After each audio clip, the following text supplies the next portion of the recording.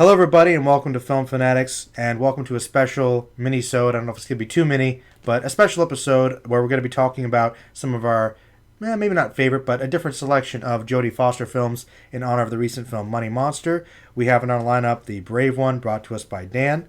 We've got Inside Man, often referenced, brought by Justin. One of my favorites, Contact, brought by me. And also, from one of our listeners, we have Little Man Tate, which I believe was a directorial debut of Foster's. That's correct. A lot of interesting films, and we're going to start it off with Dan in The Brave One. Yes, so welcome everyone to our old classic monthly show here. And The Brave One is a 2007 thriller directed by the great Neil Jordan. Foster plays Erica Bain, a radio host in New York whose boyfriend is killed after the couple is mugged. Erica then buys a pistol for her safety, and slowly her personality transforms and she becomes a vigilante.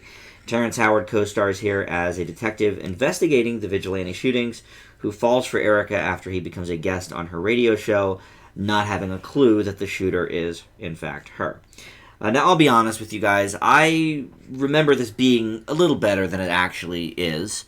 I hadn't seen it really since it first was out on video. But it is still a pretty good revenge story. I think Foster really gives it her all here. I think she's very, very good in the role. And this is when Howard was still good. I'm not so much a fan lately, but, the script bobs and weaves from realistic to highly implausible, but it never becomes boring. And the ending, I think, will definitely leave the audiences with mixed reactions.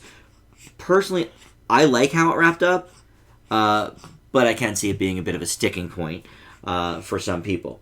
I think the director, Neil Jordan, like I said, gives a gritty, if kind of cliche, New York City. But the shots really, I think, involve the viewer in the story. So I give The Brave One a B. Justin? Can a performance nearly carry a movie almost entirely? When you're Jodie Foster? Absolutely. Now, much like Training Day, it starts off really gritty and really realistic, only to get goofier, more convoluted later on. But honestly, the cinematography gives a lot of personality, almost a sort of noir feel at times. Foster completely commits to her character, though some of the handling of it sort of descends into borderline feminism overkill. But it still keeps itself lively. I never found myself bored with it, even though the side characters are infuriatingly idiotic. Easily top 10 dumbest movie cops of all time. There's another film that has some runners-up, though. Oh, there's plenty of runners-up, and I'll admit one particular selection coming up tonight may be up there too, and it's a central criticism. But we can't get ahead of ourselves, Joe. True. But I agree, Dan. It's a good movie. It's not quite up to snuff from what I recall, but it's better than I think people gave it credit for back in 2007. I leave it with a B as well. Yeah, it definitely doesn't get talked about. Joe? Yeah, I remember when this one came out, it was actually one that people were talking about as, one that people enjoyed, but it's pretty much been swept under the rug, and it just doesn't... Perditioned, as they say. Yeah, I think it's perditioned. As they do. Definitely a lot of talk, and then less now. I think, as usual, great Foster performance. Now, I mean, she does carry most of the weight of the movie, but I do think that the direction's pretty good. I think there's some cool cinematography, like you mentioned, noir style and grittiness. I think that for portraying the claustrophobic elements for her panic sequences are fine. I think that the kind of brief take on vigilante justice and the medium of, the news and journalistic aspects, kind of glorifying it, is touched on a bit, which I liked. And you're right, it does kind of get more ridiculous, but it's ultimately pretty fun and not quite as smart as it may think it is, and that is partially because those cops are really dumb. And I remember they're real dumb, monumentally stupid. Watching it this time, I gotta say, the guy that's Howard's partner offers so many bad, unuseful lines yes, that it's so irritating. I'm like, it takes me out of the movie every time, and I'm like, there has to have been at least 4 instances where she basically told him, "I did it," and he's like, well, I'm just going to go home Stuff now. happens. Welcome to New York. I'm like, it's just like, so there are a lot of moments that I think bring it down a bit, but I'm actually pretty much with you guys. It's a solid movie, ultimately. It's a B for me, too. Okay. B's all around. Yeah, 3 Bs. Yeah, I remember liking it a lot more. I think I gave it an A- maybe originally. Wow. But It's definitely not that good. No, but, since 2007, I've seen a lot more Movies. action thrillers, and, that True. was never really my bag. You're kind of a growing up, inexperienced action fan. Yeah. I do think it's an interesting, post 9/11 New York City kind of take. And what I liked, that Jordan did in that regard is that it really feels at its core like a 70s action movie, but, takes place in the post 9/11 world. So it's sort of shot like a 70s thriller, but obviously, taking place in present day. I thought Jordan did a good job with that. That's a good point. Vigilante Definitely captures the feel, I think. Yeah, it does. Do we like that she's the vigilante? I do. Yeah, I mean, it definitely works for the movie, but like we said, some of the plot points about how it's handled are a little bit different. Well, I mean, I just a wee bit. mean the general, like, she's a vigilante. Well, is she handles the dark a as well. likable character? Is she an unlikable character? I'm just fine with her character. Yeah, I was I too. mean, they definitely show that she's struggling with what she's doing, but she feels that it's the only option for her, basically. Right. So it's More or less, they yeah. make it understandable from her perspective, which is good to do and difficult to do. I mean, so long as it fits within her character confines, I think it's to varying degrees justifiable. Yeah. Is it necessarily the most rational? No, but No. she's not in an exactly rational situation. Which I think they portray well. Yeah. Yes, and her ex lost, Naveen Andrews. Yes. Well, in the first two scenes of the movie, and then I think he shows up maybe once in a flashback. one of the great I believe so. Lost alumni who had a brief career probably at the height of Lost around that Yeah, time. I mean, this would have been the height of Lost. Hey, still doing 2007. better than Sawyer, man. Yeah. Well, I don't know, man. Battle of the Year is pretty prestigious. Oh, yes. Sawyer has a show on CBS. There you go. I don't know if it's coming back, but it existed. Yeah. Well, he's fighting the good fight like all of them. Hurley had a show on Fox for 2 episodes. Yeah. Jorge Garcia had a handful. Yeah, so I mean, they try. Yeah. Lost. Jin's doing the best out of all of them. Oh yeah, Hawaii Five-0. Yeah, so he's fine. Five seasons or something strong. Yeah, hardcore. Yeah. Fair point. Yeah. I did not think about that. But to be fair, he was in a lot of things beforehand. He was even an angel, if you might remember. Is that right? He was one of the members of Wolfram and Hart. Oh. It's like a minor recurring. Yes, you're right. You're so, right. So he was established before Lost, in all fairness. Yeah, true.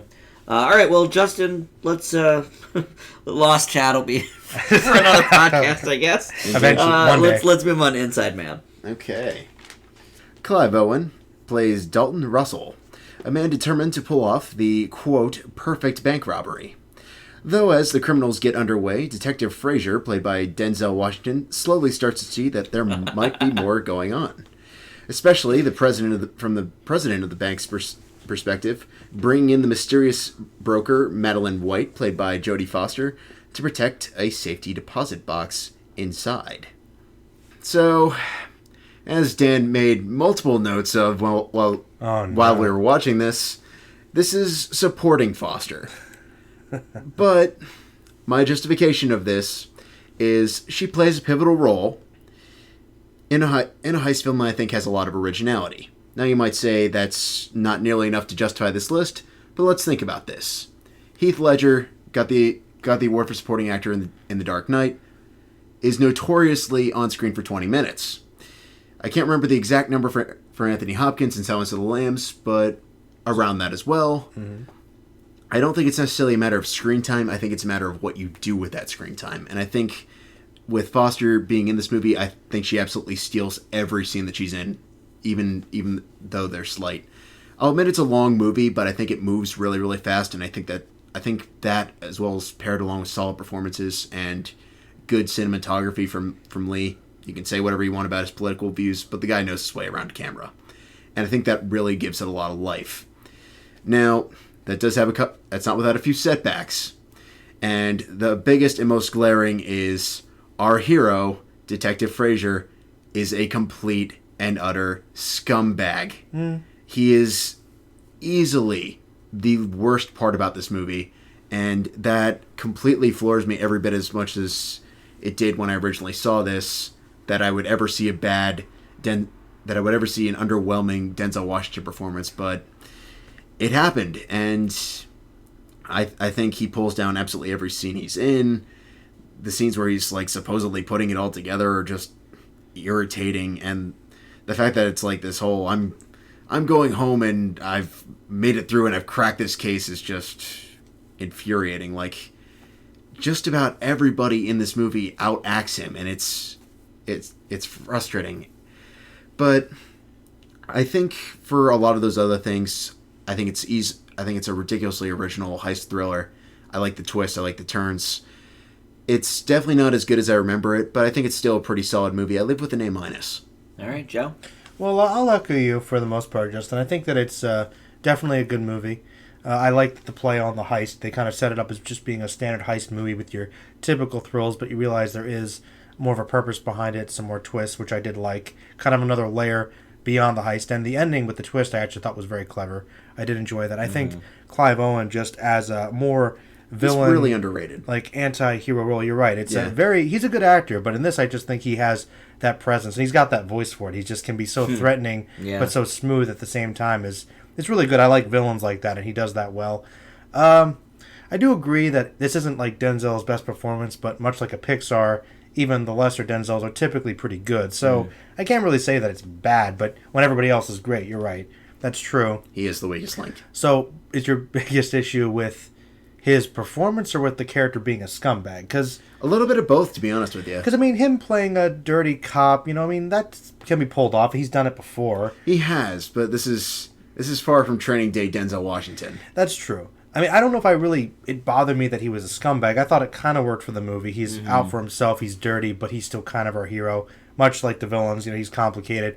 The fact that, once again, the way the cops kind of go about interrogating the various people in the bank and figuring out what happened is along the same lines, though not quite as bad as the Brave one. There's some really questionable leaps in logic there. It's like, wow, I don't know if that's realistic bad police work or just bad writing or what, but so I don't know. But him being a scumbag didn't really bother me.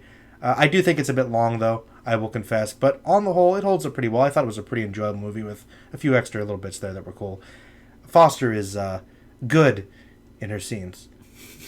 I agree. But I do think it toes the line. I will. What's your grade? I leave this one with a B+. I think it's good. Okay.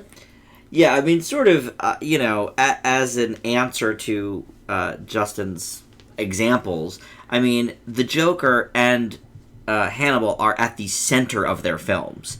This is not a film about Foster's character. No. So, I mean, she's in it, obviously. I mean, it counts for Foster Month. But, yeah, I mean, I would say she's very good here. I don't think she's the best performer in the movie. I think that's probably Clive Owen. I think Chiwetel is also very good. Yes. Actually, I got a better example. Judi Dench, Shakespeare in Love. Literally, never saw it, so I can't speak only on to screen that. for about 5 minutes. I know, but no one calls that a Judi Dench movie. That's great that she won the award for it. That's a Joseph Fiennes movie or maybe a Paltrow movie. She did win the award for that movie, point. But just not to knock on that movie too much, but like Judi Dench was barely in that movie. Like she had one pivotal scene. She won the award and for. People were pissed about it. She won the award for the scene, rightfully so. And yes, right. People were pissed about it, rightfully so. It's making me mad now. If you're only in 3 scenes, now Foster shows up again towards the end. Yes. Yeah. So when I originally made the statement, she had only shown up 3 times, and it was an hour and 50 minutes into the movie. She did show up 2 more times. But then she's like right there at the end. Yeah, I agree. I thought Denzel was fine. I think it's standard Denzel. It's default Denzel. There's there's the 2 modes. There is great, for the Oscar. glory mode, which is also like Training Day mode, and some of these, and then there's Coastin'. Denzel Coastin'. Like Flight Coastin'. He's fine. Unstoppable. But it's like, like Unstoppable. Yeah, that might be the go-to. You could name a ton of movies. Yeah. That he's there. He's there, and he's fine. Yeah. He's not really it's kind of like Clooney. I mean, we've talked about Clooney. He's got presence. Being the same pretty much in every movie. But you can tell when he's not really trying. But, there's a difference between, like Clooney really putting it out there and Clooney doing Clooney. Like Clooney. So, yes. Well, Willem Dafoe is good as well. I mean, everybody does a pretty good job here. Yeah. Dafoe is good in this, yeah. Yeah, he is. Keep forgetting he's in it. He's one of the minor Yeah, he's props. not in it too much either, but he's good. He does a good job. I do think it's one of the better heist films in recent memory. I think it's very well done. Surprisingly well directed by Spike Lee. And I say surprisingly because it's not a message movie. No. For once. You don't expect that ever from Spike Lee to do a big budget, regular movie. popcorn movie. and he does it here. He puts aside a lot of his proselytizing to effectively do a more mainstream film, and I think it works very well. I give it an A-. Okay. All right. Not enough Foster, but Well, no, but Is there ever, enough? I mean, I thought we got a good amount in the Brave one. Well, She's in pretty much every scene of the film. yeah, nice healthy dose. Yeah. All right. Well, is she in Contact enough? Let's find out. well, Another long one. I consider it to be like one of her great movies, so I'd hope she's in it for at least 20% Yes. of the movie. She's in it very, Yeah, very well. no, Contact is very much a Foster movie. And she did direct this or did not? Did not. Did not. Okay. Zemeckis, No, I no, believe. no. Well, I'll get to it. Okay. Contact is the 1997 science fiction drama directed by Robert Zemeckis, Ah, very which good. is, of course, you guys What a like classic. Back to the Future. So, Yeah. Many other things. there you Christmas go. Carol. Flight. Okay. Oh, no. Sorry. Well, we all mess up once. And, of course, it was directed by it wasn't directed by him. It was a film adaptation of the Carl Sagan 1985 novel, so pretty good paces there. Interesting. Also some consulting with some controversy there, but I won't go into that. It also won the Hugo Award for Best Drama and had many nominations and wins in the Saturn Awards. So among the sci-fi community, pretty beloved when it came out. Now, Jodie Foster portrays the film's protagonist, Dr. Eleanor Arroway, a SETI scientist who finds strong evidence of extraterrestrial life and is chosen to make, wait for it, first contact. The film deals with the relationship between spiritualism and scientific discovery, and it's also got like this great supporting cast of Matthew McConaughey, James Woods, Tom Skerritt, Fitchner, John Hurt, Angela Bassett, just among many other great people. What a cast. And yeah. I think Ellie is one of the most interesting characters that Jodie Foster's played. She's determined to accomplish great things, but her stubbornness acts as her great strengths and flaws, which I think was a good dynamic for her. And I also love how this film tackles the idea of encountering advanced alien life. It seems so grounded in reality, but also really epic. And when we get to the alien transportation, it seems truly wondrous and strange, frightening and surreal, but still kind of beautiful. I also note that this is the last great McConaughey performance before he came into his own many years later. So I think it's good for that. I've always loved this one, and I leave it with an A. I'm curious to hear what you guys think of it. Oh, wow. Justin? This is one that I had always heard stories about growing up because I probably knew about as many people who thought it was brilliant and insightful as I did people who thought it was tedious and kind of overrated. And I'm somewhere in between. Now, from a science angle, this movie is bursting with fascinating and fun and exciting ideas. But mind you, this comes with the unfortunate tag of, guess what? You can get those ideas, but you're going to have to deal with 19 subplots in a 2.5-hour movie. And some of them are necessary. And I'm going to say it probably has one of the coolest openings I've ever seen for a movie, which I really, really liked. But all the really, really outside weird conspiracy subplots that basically add nothing to the movie, ultimately resulting in a 2-minute really cool wormhole scene, and then it happens. Not to give spoilers. It definitely happens. Yeah, don't want to ruin anything for anyone who hasn't seen it by this point. But for me, it was just a great cast, a lot of really cool ideas. I don't even remotely buy the chemistry between Jodie Foster and Matthew McConaughey, and I think the fact that he would be on an advisory board when he's literally dating one of the candidates is completely and utterly unbelievable. To be fair, it was kind of a cut-off mixed thing. It wasn't exactly that they were going steady or anything. No, but people knew about it, is my point. Yeah, well, all the more reason to balance things out, right? Can't be totally objective. You got to get your preacher in there. Yeah, and even that I thought was a little kooky, but... Well, it's what the film's going for. Yeah, but I mean, it's a movie that I think could have been great if they had probably hacked off about 40 minutes to an hour of unnecessary filler. But for that remaining time, I think it could have been great. I just wish we hadn't taken so freaking long to get there. I leave with a B. All right. Yeah, the McConaughey relationship is definitely on my list. I didn't buy it for a second. First of all, the two have zero chemistry together. Truth. And honestly, I just thought he was there for eye candy, Joe. Well, but he was good in it. He was all right in it. He was good in it. It was 90s McConaughey. I mean, when you listed the cast, when you look at all of those greats, you got Angela Bassett, you've got Foster. I did list them all. Yeah, and you listed them, and they were all better than McConaughey. Well, in this film. I'm not going to Yeah. deny that, but So- if you compare Contact to everything that came afterwards, I mean, Well, I agree. It's not failure to launch. Well, no. To create another that's my point. rocket ship title. But Good thing. I like good. Thank you. Yep. But one of my issues with it that neither of you brought up is I think that it relies a little too much on the motif of news coverage and CNN. Let's talk to people, and there's a lot of Clinton speeches that dates this movie immediately. Oh, yes. And it made me think because a lot of movies use Obama now, to whatever drive their story, and I wonder in 15 years if I watch that, am I going to think, wow, this is super 2010s? They did that with Bush. More Too. likely, yeah. That's true. Not as much, I feel like. Maybe because he wasn't as popular with filmmakers. Maybe. Theoretically. Well, I think they don't need permission. No, not Not for necessarily. news. So, I mean, they could just grab a speech clip and use it. That's true. That's a good point. I mean, I'm sure Obama didn't sign off on The Dictator, for example. Probably not. But he probably no. wouldn't care. So, I want you to know. it's possible. That's my Obama. But, so it's very good. Thank you. So I think that was a little bit of a detractor, and I agree. It's way too long. It takes a good half hour for anything to really even happen.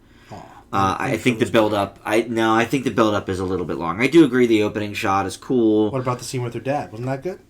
Yeah, I mean, I'm not saying the first half hour is useless. I'm just saying you could have condensed it down to probably 7 minutes and gone on with the rest of the movie. I mean, the most exciting stuff is when they're really, getting into the ship. deals and, doing the ship and the wormholes and then what happens later, and all that stuff is vastly more interesting than anything in the first like part anything of this good, movie. for any great movie, you got to build up to a great climax. I mean, if you just rush to it... It does. it It takes the fun definitely out of it, does. Pun totally intended. But here's the thing, though, Joe.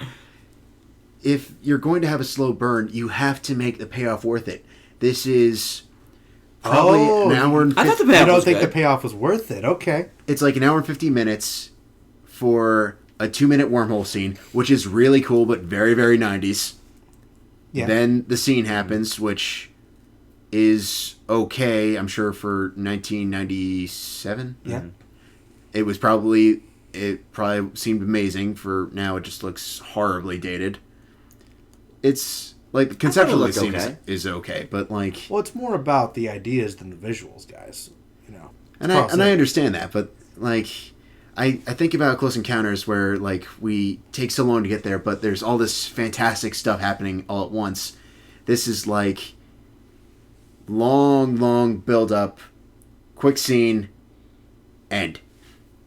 I'm not quite on that end of it, though. I'm not saying that the wormhole 2 minutes was the only cool thing in the movie. I'm saying just really it was a slow build, but I did enjoy a lot of the quote-unquote boardroom, type stuff. And The politic. Yeah, I enjoyed that plot. I agree it might have a couple of subplots too many, but I mean, I enjoyed the back and forth with her and Scarrett and her and Woods, yeah, as well.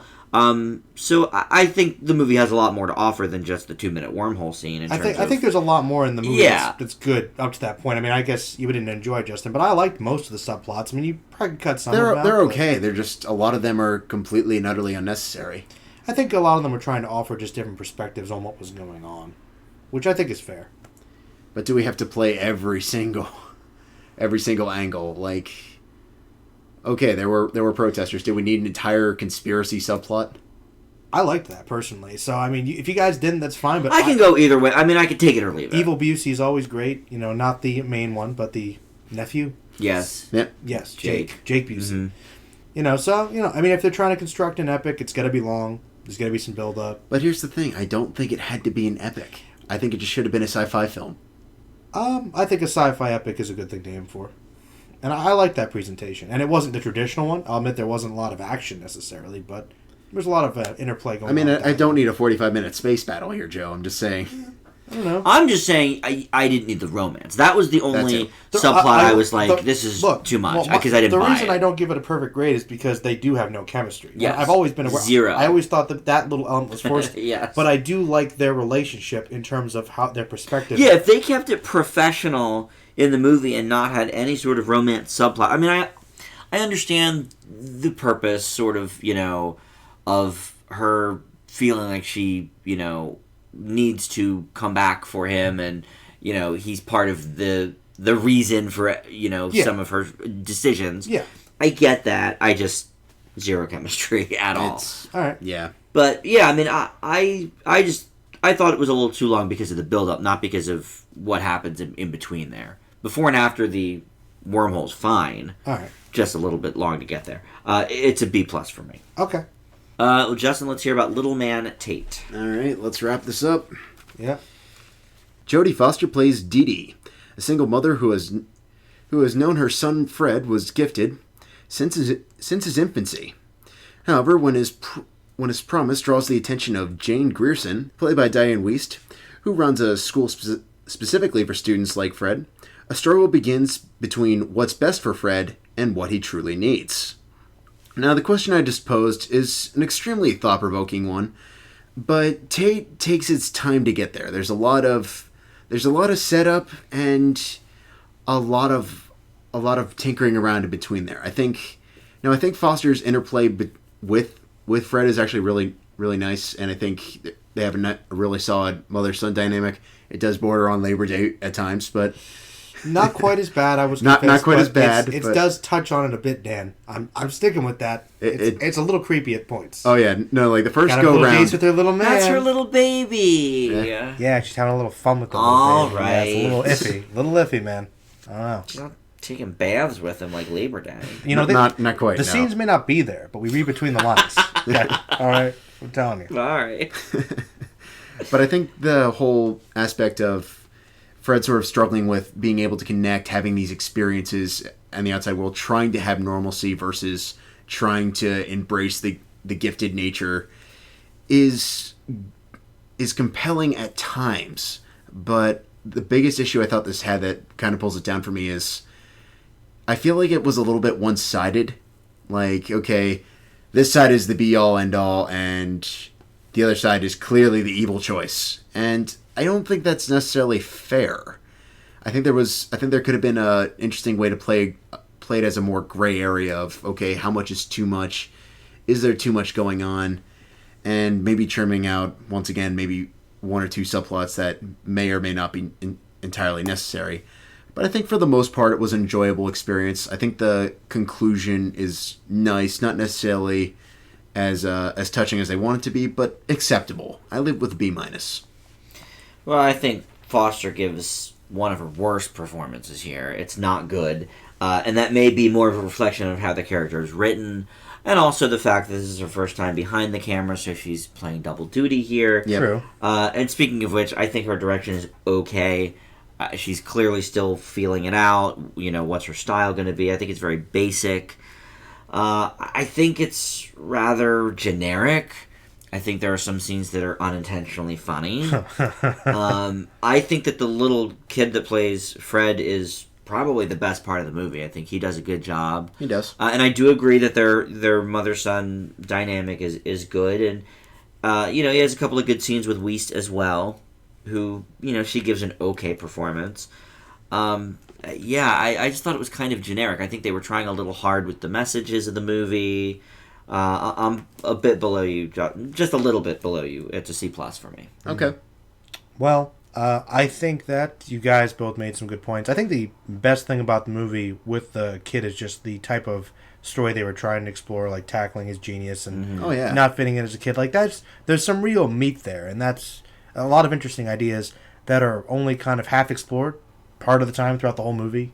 Like some of his interactions with the other kids are kind of cool, but they're also kind of incoherent in terms of how often they show up. His relationship with the adults also kind of interesting, but sort of half developed. The performances for the most part range from okay to just kind of I thought that I don't think anybody did a really bad job. no, but I think mediocrity is kind of where I'm feeling with this movie. It's just there wasn't too much remarkable about it or memorable. I mean, like I said, some cool ideas, some decent performances, but all in all, I thought there was just some fleshing out with the script, definitely to solidify it. Maybe some more key scenes to be extended on, but on the whole, I think it was just okay, which is why I'm leaving it with a C. Okay. Mm-hmm. No, I mean, this definitely has some problems, but I like the like the general concept, and I think when it works, it does come together rather nicely. I would just like he has this weird friendship with an older gentleman, which looks like it's going somewhere, and then just fizzles out like halfway through the movie. And that's a lot of the subplots in the movie for me. Yeah. Just don't go anywhere. I think if they just like given one or two of those a little more sticking power, they would have made a difference. And there is some resolution within a few of those, like the story about eventually dealing with the celebrity associated with that. I thought was really interesting and led to some of the best scenes in the entire movie. It's just it took a little while to get there, and once again, some of the execution was a little bit one-sided in the handling of that really complicated question. Mm-hmm. Well, and Joe, you pointed out as we were watching the similarities to the Bart the Genius episode of The Simpsons, which is true. I mean, there are some similarities, and to be frank, I mean that was a very early episode of The Simpsons where they tackled more, life lesson type things or whatever. I thought there were some. Hey, it hit home. I think some better points than this. I should say, honest to God, I think that Simpsons episode did it significantly better. I do as well. In 20+ minutes. Yeah. So similar idea. And came out just a year earlier. So was Little Man Tate cribbing? We don't know. Inspired, maybe. Inspired. Yes, inspired. You never know. So I don't know. Yeah, I thought this whole movie was just very middling. You're right, Joe. Mediocrity, I think, is key. Sort of the name of the game here. Unfortunately. But, it's her first one, so. Look, she's a great actress. Yes. Director. I thought the directing in Money Monster was good. Yes, it was good. But I don't think she's quite met up to the greatness yet. Yeah, I mean, I don't know that she's winning an Academy Award for her directing at this point. Maybe, but someone's going to... I think she's showing growth. Like, she's come a long way from this to... As you mentioned, Money Monster. Well, Money Monster, I think, would be the best of them directing-wise. Again, I didn't see Home for the Holidays, but... I mean, if I had to compare The Beaver was very... I mean, directing-wise, there wasn't anything special about it. I'm the usual... You're the Beaver defender. Well, but getting a good performance from a kid is always difficult to do. Yeah, I thought the kid was definitely the best part of the movie. I agree. You got to give her points for that. True. So that there's something there. Yeah, true. For sure. All right, well, that wraps up our...